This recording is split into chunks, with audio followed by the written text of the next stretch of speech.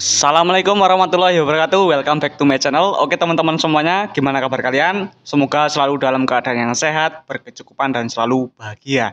Nah di video kali ini saya ingin membahas marketing lagi ya teman-teman, yaitu pentingnya branding ya. Di video kali ini saya sedang sedikit santai juga ya teman-teman, habis muter-muter ya, habis survei riset produk rokok. Dan untuk sekedar informasi, produk rokok SKT sama SKM semuanya mengalami kenaikan. Wow, luar biasa ya teman-teman. Untuk pemerintah memang yang yang diperah itu adalah rokok ya teman-teman. Jadi SKT SKM semuanya naik. Ya tapi ya mau gimana lagi, karena memang itu keputusan dari pihak bea cukainya seperti itu. Tapi saya nggak mau ngomongin itu ya teman-teman. Tapi sebelum saya memulai videonya, bagi kalian yang ingin order produk rokok Sangkretek ya, harganya masih sama ya, karena saya mendapatkan jatah harga lama seperti yang saya posting di video YouTube sebelumnya. Oke, begini teman-teman, branding itu apa sih dan apa manfaatnya? Nah sekarang gini, branding itu bisa dikatakan adalah sebuah image atau sebuah ciri ya, sebuah ciri khusus. Ciri khusus sebuah produk atau ciri khusus seseorang. Nah, gini, saya ambil contoh produk iPhone ya, teman-teman. Nah, misalnya orang kalau misalnya memakai HP iPhone ya, itu biasanya dianggap orang yang banyak uang, orang yang sukses, biasa menggunakan iPhone. Itu kan adalah sebuah image atau sebuah branding yang benar-benar dibangun sama iPhone ya enggak. Jadi wah, orang kalau misalnya pakai HP iPhone pun lebih percaya diri. Nah, gimana caranya kita sebagai seorang marketing bisa melakukan branding seperti itu ya? Jangan kemana-mana, tetap di channel YouTube Sales Magic. Siapkan kopinya, siapkan rokoknya teman-teman, sebelum harga rokok naik dan naik-naik lagi ya. Maaf teman-teman, ini ngevlognya agak santai ya teman-teman. Udah lama sekali saya nggak bikin vlog santai seperti ini.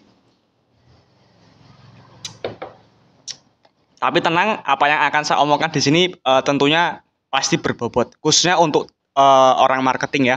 Nah, gini, saya saat menjadi seorang freelance ya, saya fokus di satu produk teman-teman ya. Saya adalah freelance, hampir dikatakan banyak sekali produk retail yang saya bawa sampai sekarang. Tapi yang saya jual memang adalah produk rokok dari Lancaster Nusantara Sigarindo atau PT LNC Group ya, karena saya juga terikat kontrak kerjasama. Jadi saya nggak upload produk apapun selain produk dari LNC Group. Nah tapi gini, kita ngomongin offline ya, kita ngomongin offline. Saya waktu pertama kali datang ke toko, saya membangun pelanggan saya hanya membawa satu produk, yaitu produk rokok. Dan pada akhirnya saya bisa membawa produk yang lain ya, semuanya saya bawa. Nah, tapi gini, pemilik toko itu mengenal saya, Bangkit Rian, itu sebagai sales rokok. Ya, itu adalah image yang memang sengaja saya bangun ya. Kenapa bisa seperti itu? Yang pertama ya, karena saya ingin membuat sebuah brand ya yang benar-benar melekat ke pemikiran pemilik toko atau pemilik grosir. Jadi orang kalau ngeliat saya, wah ini sales rokok. Jadi kalau saya mau produk apapun itu ya, produk rokok apapun itu, pasti tingkat penjualan saya itu tinggi. Kenapa? Karena mereka sudah tahu, wah ini sales freelance rokok ya. Jadi gini, kalau misalnya kita udah punya branding yang bener-bener produknya itu udah jadi, kita membawa produk apapun, kita melakukan NOP atau memasukkan produk lain kita ke toko tersebut, itu pasti kemungkinan dibelinya itu lebih tinggi. Karena apa? Kita udah punya maskot ya. Oke, jadi kita udah punya maskot. Nah, anggaplah saya waktu pertama kali membangun produk rokok, saya konsisten membawa produk Aspro waktu itu ya teman-teman, Aspro. Nah, tapi karena waktu itu Aspro itu sekarang naiknya itu terus ya, terus naik, akhirnya saya fokus di produk Sangkretek. Dan akhirnya sampai sekarang pun saya berhasil menjual banyak sekali produk-produk rokok. Dan itu karena apa? Karena saya udah berhasil melakukan yang namanya personal branding. Mas, to the point-nya gimana? Gimana cara melakukan personal branding yang benar? Yang pertama adalah fokus di satu produk. Maksudnya fokus di satu produk itu gini teman-teman.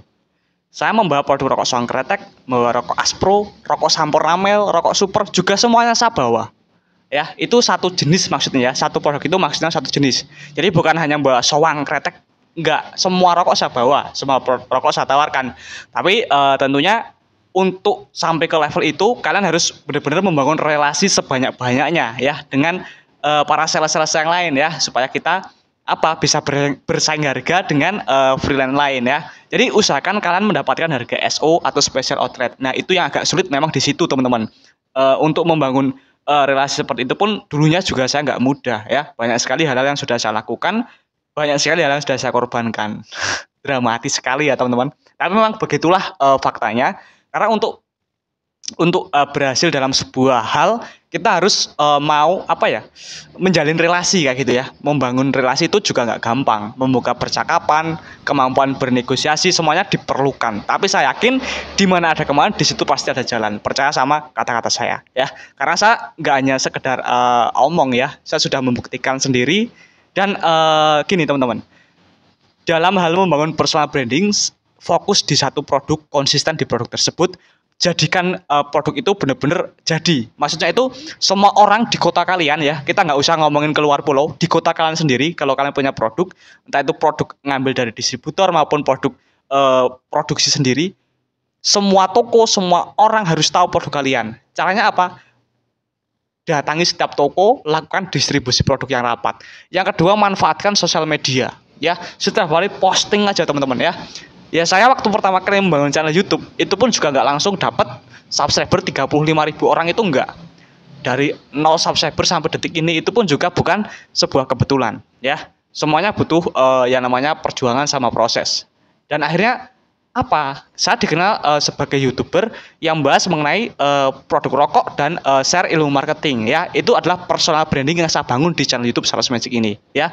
Itu contoh personal branding seperti itu. Nah, setelah itu dalam hal membangun personal branding itu kita harus rajin melakukan yang namanya sampling ya. Sampling itu gimana, Mas? Sampling itu adalah kita memberi tester atau sampel gratis kepada orang-orang tertarget. Misalnya, ini saya mau mendistribusikan produk rokok ini misalnya nih. Saya tanya, Pak, rokoknya kretek apa filter? Saya misalnya mau sampling produk filter. Orangnya rokoknya kretek, jangan dikasih ya. Jadi kita nggak buang uang secara percuma kayak gitu. Dalam dunia marketing saya juga sudah pernah share di materi SMJK yang namanya itu mengorbankan perak untuk mendapatkan emas, dan itu adalah marketing yang masih digunakan oleh brand-brand besar sampai saat ini ya. Kalau mau untung ya rugi dulu, kita kasih sampel, kita branding itu kita bisa memasang stiker di etalase toko, kan modal cetak stiker ya gak? Kecuali kalau kamu kerja di distributor itu ada MMT yang sudah disediakan atau materi promosi. Tapi kalau kamu mau freelance dan benar-benar ingin membangun personal branding kamu sendiri, produk kamu sendiri, modal stiker, modal banner, modal spanduk sendiri, pledging, modal ngiklan, banyak sekali teman-teman ya. Jadi tapi semua itu akan kembali ke kita ya. Jadi kita menerima dari apa yang kita berikan kayak gitu. Jadi kalau misalnya kita itu mau mendapatkan sesuatu yang lebih, kita juga harus melakukan hal yang lebih dong. Iya enggak? Karena ya hidup ya teman-teman, yang namanya hidup itu ya kayak gitu, ada imbal baliknya kayak gitu. Nah, terus dalam hal membangun personal branding, hal yang paling susah itu adalah di konsistensi ya. Konsistensi itu terkadang kita itu merasa lelah, terkadang itu kita merasa capek. Wah, ini kompetitornya kok banyak sekali. Wah, ini kok susah banget ya. Nah, itu jauhi pikiran-pikiran seperti itu ya. Karena kalau misalnya kita ingin berhasil, kita harus melupakan yang namanya alasan. Kalau kita ingin alasan, kita lupakan berkeberhasilan atau kita lupakan sukses ya. Jadi nggak ada alasan ya. Dan buat teman-teman semuanya, kalau misalnya ada yang tanya sama saya, banyak yang tanya, Mas, kalau personal branding itu bisa dilihat hasilnya setelah berapa bulan? Kalau saya saat saya bermain beberapa produk ya, bukan hanya rokok. Waktu itu saya pernah minyak goreng juga, terus produk buatan saya sendiri juga.